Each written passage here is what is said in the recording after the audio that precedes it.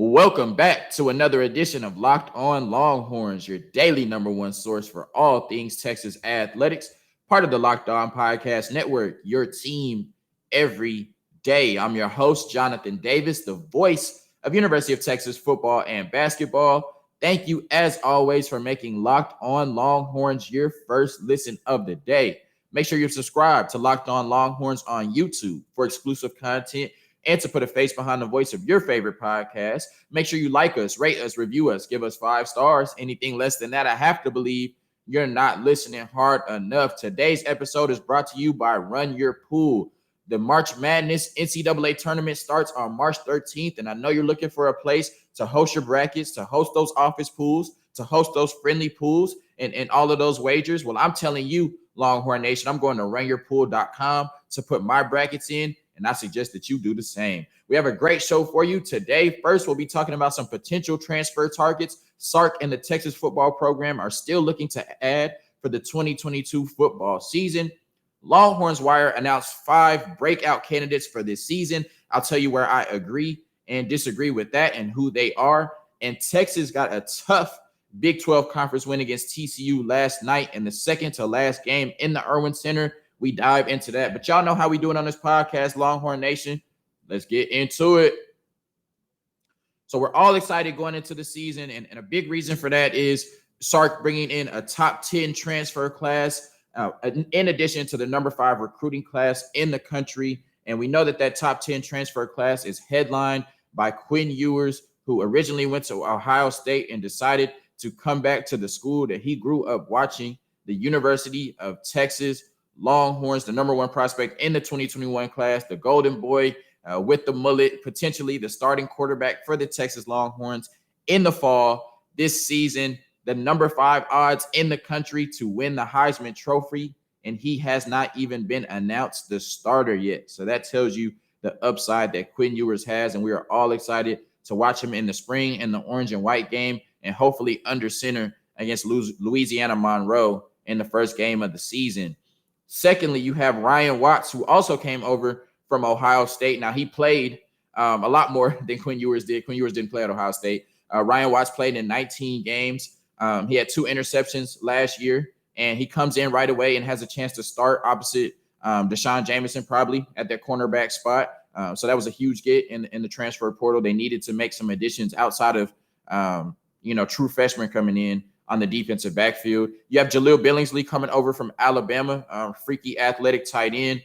Didn't really live up to his potential at Alabama, but he was coached by Sark, and I think that familiarity coming in, having a chance to be the de facto starting tight end, and with all the weapons around him, I think that's going to open up opportunities for Jaleel Billingsley. So I look for him to have a great year, especially if Quinn Ewers is under center. And then I talked about the talent around Jaleel Billingsley, and one of those players being Isaiah Nair coming from Wyoming.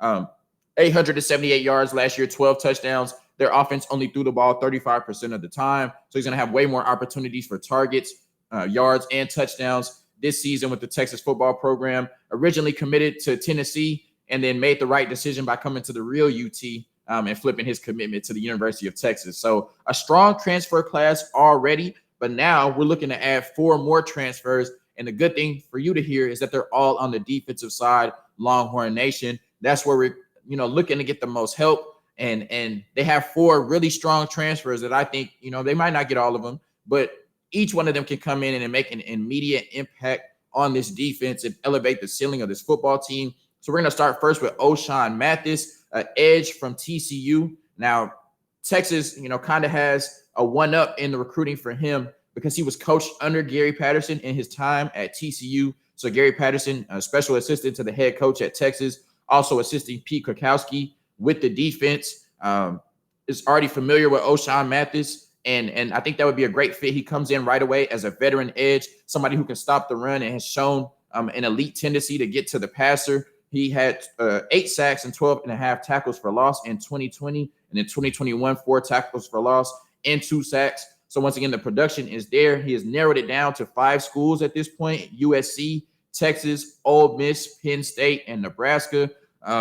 So, we've seen Lincoln Riley. He's kind of raided the transfer portal. He's taking everybody's players, including OU. The OU fans are sad. They're mad. And so Lincoln Riley, don't do it to Texas one more time. Let us have Ochaun Mathis, but I think he comes in right away, next to Alfred Collins and some of those other players on the D-line. The D-line was just underwhelming last year. And so if you can get a player of his size, his skill set, his athleticism to come in, that veteran edge, I think he's an impact player right away. And that instantly makes that defensive line better, which contributes to every other unit on the defense.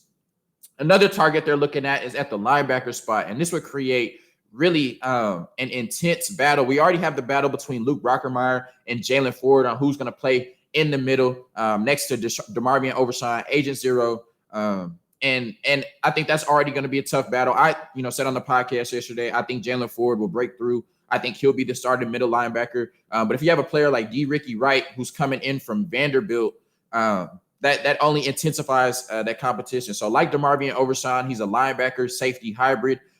He's 6'4", 230. So he's got great size and can really play both positions. He can rush the passer with his size and his speed, but also he can drop into coverage and cover down the field. I told you he's kind of a safety linebacker hybrid. So if you have a player that comes in like that with the experience that he has, that's going to be tough. It just gives you a lot of versatility. But for players like Luke Brockermeyer and Jalen Ford, it only adds some fuel to the fire, and it makes that competition even tougher. But the Longhorns football program, we have a set standard, and it's about putting the best players on the field. And so if you can get a player of D. Ricky Wright's caliber to come in and compete with those guys, you're going to ensure, that you're going to have the 2 or 3 best linebackers on the field. I really like what he was able to do at Vanderbilt. Now, he has a relationship with Jeff Banks as well. Jeff Banks, the assistant head coach, tight ends coach, and special teams coordinator. He was at Alabama with Sark, and D. Ricky Wright originally committed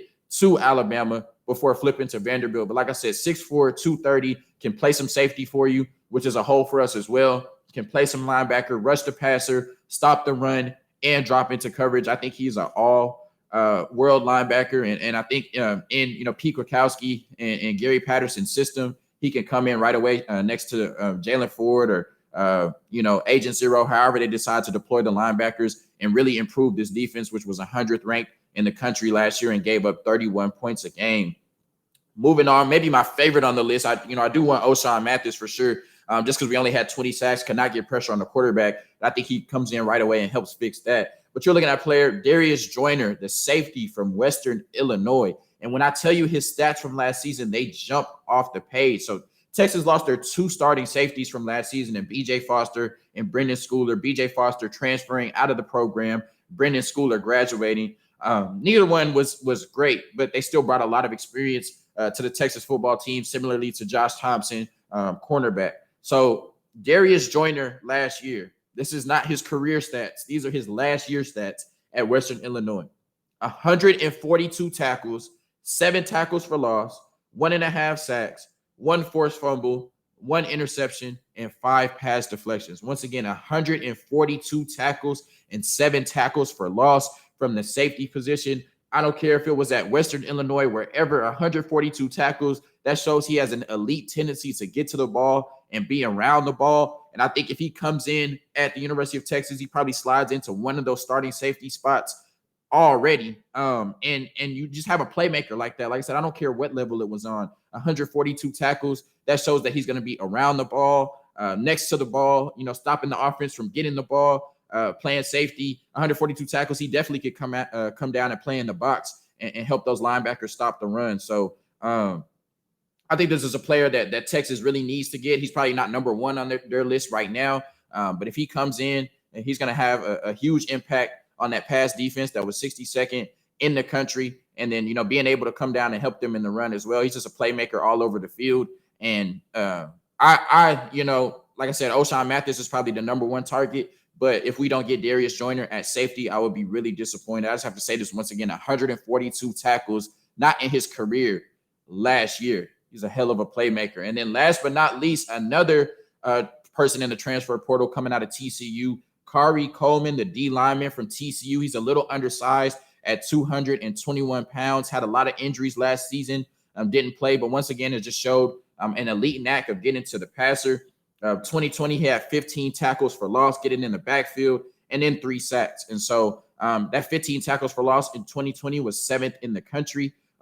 So it shows you what he can do on the D-line. You maybe slide him next to Alfred Collins. If you can get Ochaun Mathis, maybe they're a package deal coming over from TCU. He was coached under Gary Patterson as well. Kari Coleman. So you put them in the middle to stuff the run, occupy blocks, and you allow, those linebackers, hopefully D. Ricky Wright, Jalen Ford, Luke Brockermeyer, and Agent Zero to just be able to freely move around and make plays and not have to worry too much about shedding blocks. And so I think these are 4 huge transfer targets that they're looking to bring in. All 4 could come in immediately and have a huge impact on this defense. And I think even if they only get 1 or 2 of them, you're going to see a much improved, a much hungrier, and a much more sound Texas Longhorns defensive unit in 2022.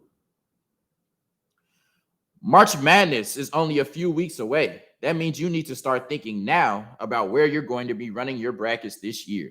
Are you going for the usual or are you looking for the best? We've done our homework here and we're running brackets with runyourpool.com. Along with standard brackets, Run Your Pool offers game types like Survivor or Pick X, both really fun in their own way. They have options to edit scoring and they offer more intel to make your picks.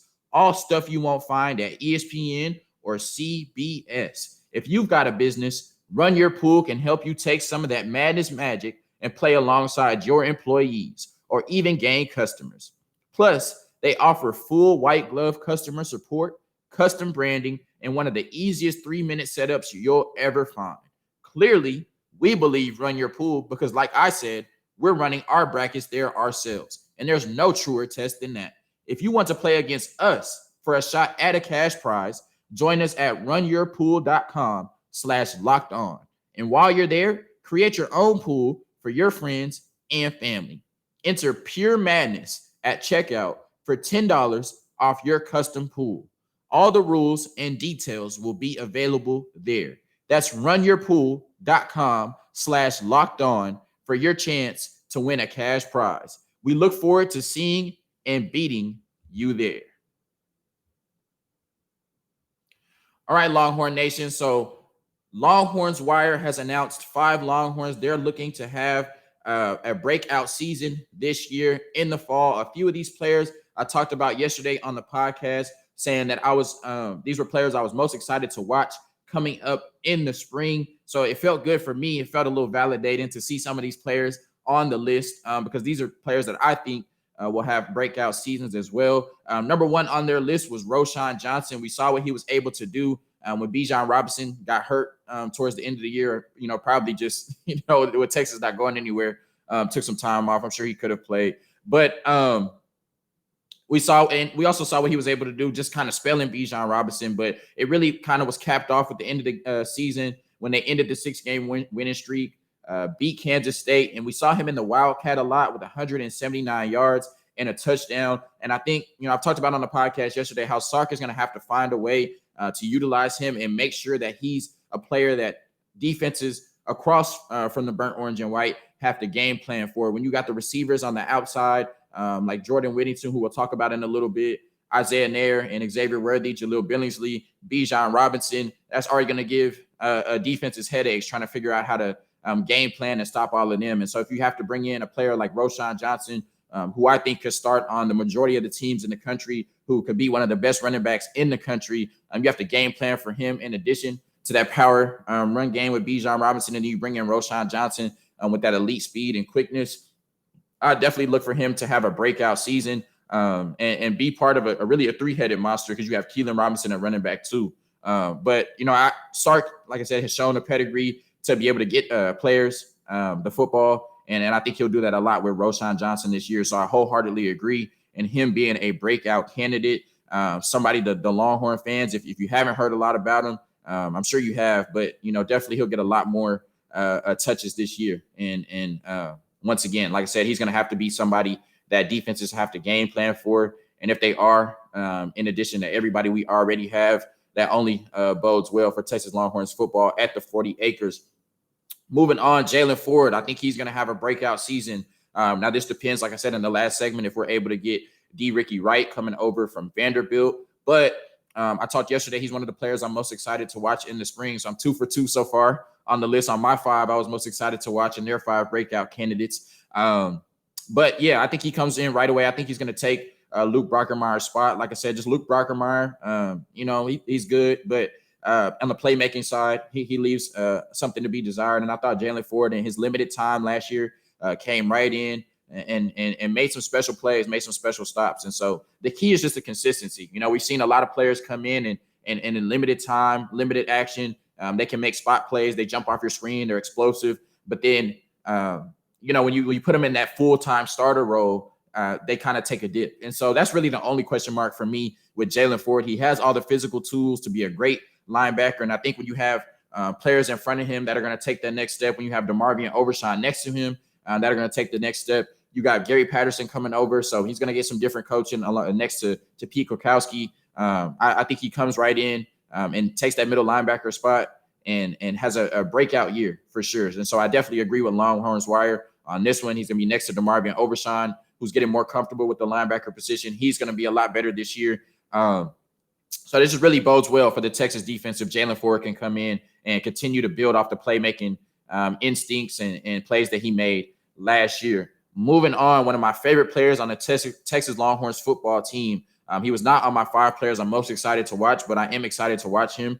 Jordan Whittington, a player we've all seen, just some of the tough catches he's made and the playmaking ability. But the only thing that's kind of hampered him is the injuries. He just hasn't been able to play a lot of games. 13 games over the last 2 seasons is what he has played for the Texas Longhorns. But we just talked about kind of the offense, like the offensive players that you have around him. And it'll be interesting to see when they're in 3 receiver sets, who gets the majority of the time in the slot with Xavier Worthy, Isaiah Nair, and Jordan Whittington. But if he can stay healthy, stay on the field for the majority of the year, and you have to account for all 3 of those receivers, people are saying these are probably this is probably the best set of receivers we've had since we had Lil Jordan Humphrey and Colin Johnson. And I definitely would agree with that. Like I said, I think these are all 3, all-world receivers with different skill sets. You got the burner and Xavier Worthy. You kind of got the big jump ball player and Isaiah Nair, big body, big frame. And then I think Jordan Whittington can do a little bit of both, and make the tough catches, but also,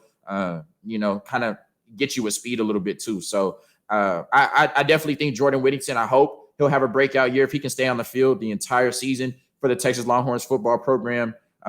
Defenses are going to have long defensive coordinators, and those defensive players are going to have long nights and early mornings trying to figure out how to stop this Texas offense, especially with Bijan Robinson, the best running back in the country, and Quinn Ewers, a future high-round draft pick in the NFL if he's under center. Like I said, just good luck to anybody not wearing burnt orange and white next season. Moving on in the defensive backfield, Jahdae Barron. So he's been a reserve most of the time at the 40 acres, most of his time at the 40 acres.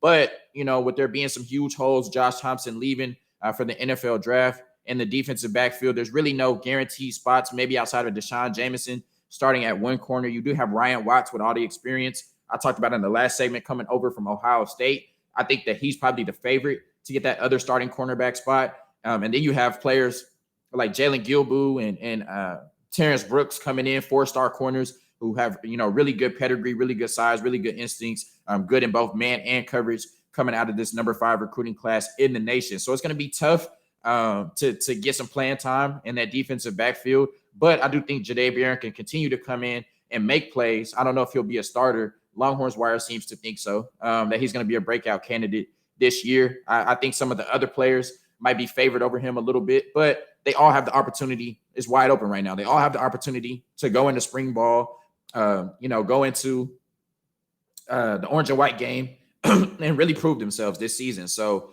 Jahdae Barron, I'm not sure if he'll have a breakout season. I don't know if I agree with that. I think there's some other players in front of him that may be more talented, but if he does, it only bodes well for the Texas Longhorns football program. And then last on their list, I'm not even going to talk about him a lot. I talk about him all the time on the podcast, and I do think he'll have a breakout season. The Heisman ranking seems to think so. He's number 5 in them, and he has not even been announced the starter yet, and that is Quinn Ewers. Quinn Ewers. And I definitely think he's going to have a breakout season. Once again, he just elevates the ceiling of your football team. You have a coach in Sark, and then possibly David Cutcliffe joining the staff, who have a vast history of working with great quarterbacks and improving, their development, improving their skill sets, taking that natural talent and honing it into production on the field. And we know that Quinn Ewers has all the talent in the world. So, I definitely think he'll have a breakout season. And you just look at all the players around him. When you have so many options like that, somebody's always going to be open. Or, somebody, you all have so many playmakers in the backfield at tight end. I haven't even talked about Jatavian Sanders, who was the number one athlete in the 2021 class, number 16 overall prospect, spent most of his time with the tight ends. So, you got a player with Quinn Ewers' caliber, Quinn Ewers' talent, and then, he's able to come in right away and play with so much talent around him. It's hard to believe that he won't have a breakout season. So largely agree with Longhorns Wire's list. Definitely some players that I think will have breakout seasons, and it's going to be key for the Texas Longhorns to compete for a Big 12 championship if these players have breakout seasons at the 40 acres. Football might be over for this season, but basketball is in full steam for both pro and college hoops. From all the latest odds, totals, player performance props to where the next fired coach is going to land, BetOnline.net is the number one spot for all your sports betting needs. BetOnline remains the best spot for all of your sports scores, podcasts, and news this season. And it's not just basketball. BetOnline.net is your source for hockey, boxing, and UFC odds right to the Olympic coverage and information. Head to the website today or use your mobile device to learn more about the trends in action. Bet online, where the game starts. All right, Longhorn Nation, I had to get some water there. The cat got my tongue towards the middle of that segment. I don't know if I'm talking too fast or talking too loud or what's going on, but TCU came into the Irwin Center last night to face off against the Texas Longhorns, who haven't played great as of late, coming off the tough loss to Texas Tech. And, it looked like Texas. I was in the building last night. First off, I just want to say it was a blessing to see one of the final games in the Irwin Center, and the crowd was electric. TCU started off hot. They really couldn't miss. I talked on a podcast yesterday that Texas had to make them a jump shooting team. Well, they did. TCU made jump shots, and so when you decide to live and die by something, especially on the defensive end, if you say we're going to give them the jump shot and they make the jump shot, you just got to walk to half court at the end of the game and say congratulations. But TCU was able to take a 10-point lead, at a 5-point lead at halftime, got it all the way up to 10 in the second half before Texas outscored them by 19 points for the remainder of the game. So it just showed great resilience. Didn't panic when they got down. And I thought it was really key. I was at the game and I was kind of saying in my head, it's at 10 right now. Now, this game could go either way. I think if TCU gets it up to 12-13 on the next possession, I think that Texas loses this game. But, they were able to get a stop and then come down and get a 3-point play. And then it went from 10-7. And, then it went from 7-4. They got another 3-point play. They were able to get it close, tie it, and then ultimately take the lead. And then just the free throws at the end, TCU couldn't get enough stops, couldn't defend without fouling. And that's how Texas was able to get the win. So we had one player in double figures in our last game, which was Andrew Jones. He had 20, and nobody else was in double figures. A big reason why we lost to Texas Tech. This game, Timmy Allen had 17. Christian Bishop had 10. Marcus Carr had 19, a great bounce back game from him and Timmy Allen with the 17. And then Andrew Jones, the leading scorer, which has been the theme really in our last 4 or 5 games with 21 points. If you look at it, those 4 players alone scored 67 points combined. TCU scored 66. So those 4 players alone outscored the entire TCU basketball team. And they really didn't have much outside of Mike Miles, who's just a great player. I love his game. He really reminds me a lot. He's not D-Wade, but I think he has a lot of D-Wade in him, and just his fearlessness and getting to the basket and finishing around the cup. But the Texas Longhorns were just too much for TCU, especially in that second half where they outscored them by 14 points. They made 24 free throws compared to 8 free throws for TCU. That's a big advantage by 16. And I thought the biggest key was they only shot 11 free throws, but they shot 25 against West Virginia. So they cut their free throws in half. It didn't allow them to get easy buckets. And I talked about TCU really likes to get in the paint. They were able to do that. But they weren't able to get to the free throw line and get those easy buckets. So in the second half, when those same shots weren't falling, and Texas was consistently getting to the free throw line, that's where it kind of equalized out. I talked about how TCU is a better rebounding team than Texas. And so Texas did a good job in winning the rebounding battle last night, 30-28 Christian Bishop and Timmy Allen both combined. Well, they combined for 14 rebounds. They both had 7. And so I thought that was huge. Once again, we're missing Trey Mitchell. We're missing size down low. So to compete with TCU the way they did on the offensive and defensive glass was a big reason that they were able to win this game by 9 points. And then, of course, we know when Texas is at their best, they're getting turnovers, running out on the break, forcing contact at the rim, getting those and ones, and just really putting pressure on the defense that way. Sometimes in the half court, things can be a struggle, but they were able to win the turnover battle 17-8.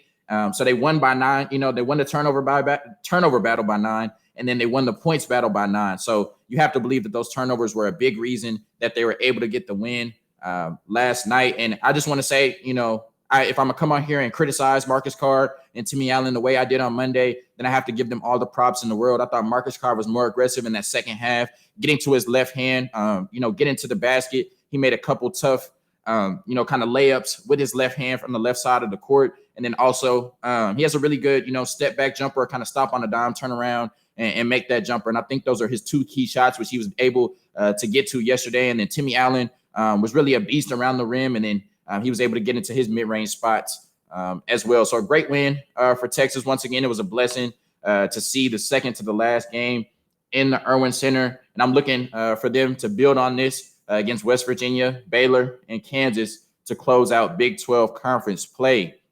Longhorn Nation, thank you once again for rocking with me. The voice of University of Texas football and basketball, Locked On Longhorns, part of the Locked On Podcast Network, your team every day. Until tomorrow, peace.